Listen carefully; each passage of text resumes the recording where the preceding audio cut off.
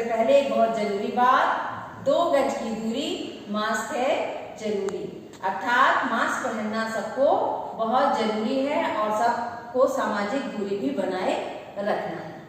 आज हम पढ़ने जा रहे हैं काव्यांश पर आधारित बहुविकल्पीय प्रश्न। जैसे कि आप ये पहले पाठ पहले पढ़ चुके हैं और उसकी हम पुनरावृत्ति करने जा रहे हैं और पुनरावृत्ति के तहत ये बता रहे हैं कि इस बार के प्रश्न पत्र में काव्यांश पर आधारित बहुविकल्पीय प्रश्न कैसे आएंगे और उनका अंक भार कितना होगा। तो ये काव्यांश पर आधारित बहुविकल्पीय प्रश्न 5 अंक के आएंगे और प्रत्येक प्रश्न का 1 अंक होगा। आपके प्रश्न पत्र में किसी भी कविता से कुछ पंक्तियां दी हुई होंगी और उनको पढ़कर के आपको प्रश्नों के उत्तर देने होंगे। तो आप दिए हुए काव्यांश को पढ़ सकते हैं कि अगहन दिवस घटा निस बाढ़ी, दूवर दुख सो जाए हिम काढ़ी। अवधन दिवस विरह भाराती, जरे विरह जो दीपक बाती। कापा हिया जनावा सियु, तो पे जाए होई संग पीयू। घर घर चीर रचा सब काहू, मोर रूप रंग लेगा नाहू। पलट न बहोरा गाजो बिछोई, अबो फिरे फिरे रंग सोई।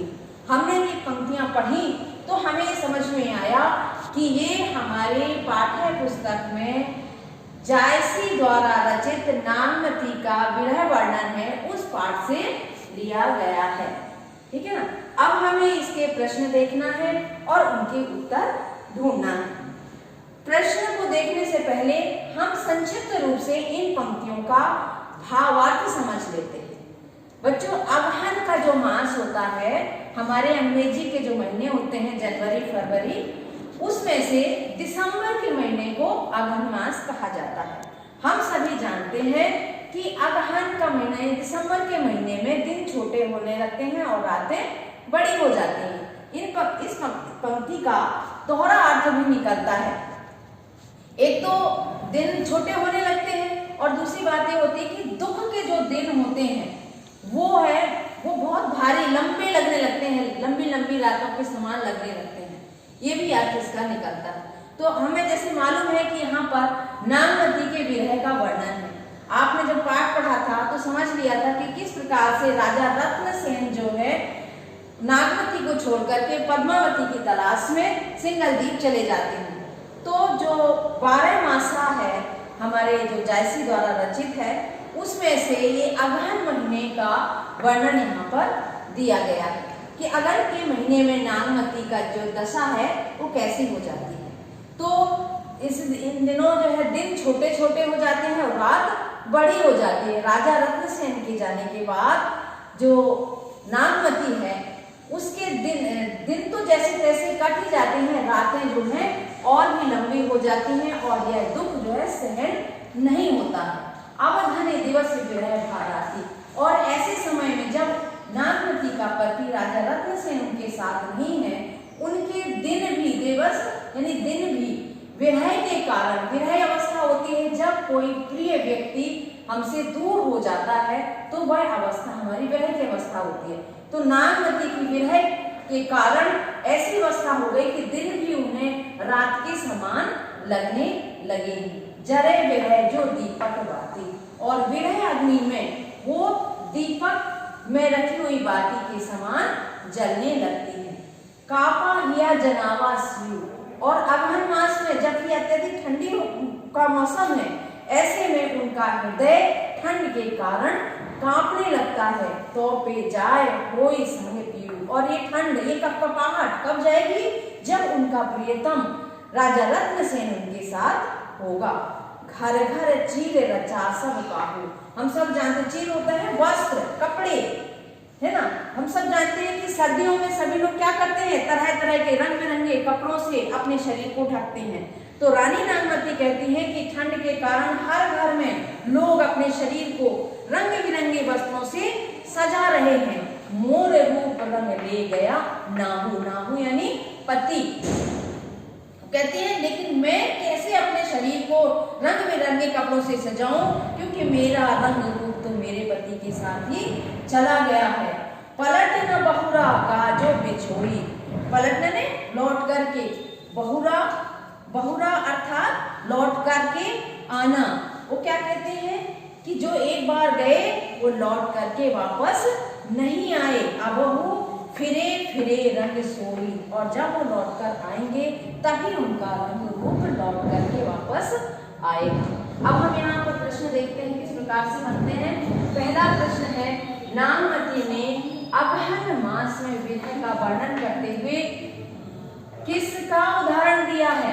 अब यहाँ पर 4 विकल्प दिए हुए हैं। पहला दिया है भौरे और पुष्प का, दूसरा दिया है चंद्रमा और चांदनी का, तीसरा है दीपक और बाती। तो आपको यहाँ से हो सकता पाठ में ये सभी दिए हैं, कहीं पाठ में तो कहीं ना कहीं 12 मासा में भौरे और पुष्प भी है, चंद्रमा भी है और दीपक और बाती भी है। हमें इस पंक्तियों में देखना है कि कौन सा शब्द यहाँ पर आया है। तो यहाँ पर दीपक और बाती शब्द आया है, इसलिए यह वाला विकल्प आपका सही है, और ये खा और ये का जो विकल्प है ये आपका गलत है।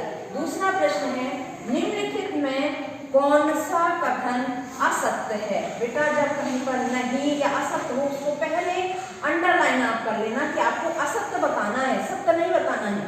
तो पहला जो विकल्प है, इन पंक्तियों में अगहन मास में विरह में जलती रानी के दुख का वर्णन है, अर्थात ये कथन क्या है, ये कथन आपका सत्य है, जबकि हमें बताना क्या है, असत्य।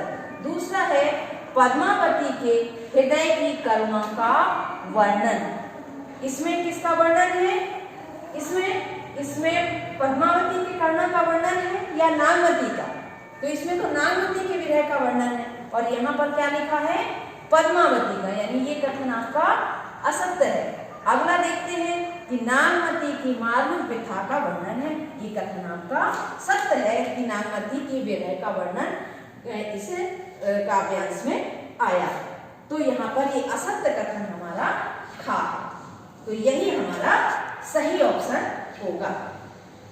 अगला प्रश्न देखते हैं कि अगहन मास अंग्रेजी महीनों में कब आता है। अगहन मास बताना है। जब मैंने काव्यांश शुरू किया था तभी बताया था कि अगहन मास अंग्रेजी के महीनों में कब आता है, जनवरी में नहीं, ये वाला आपका गलत है। दिसंबर बिल्कुल सही, यही विकल्प मैंने आपको बताया था।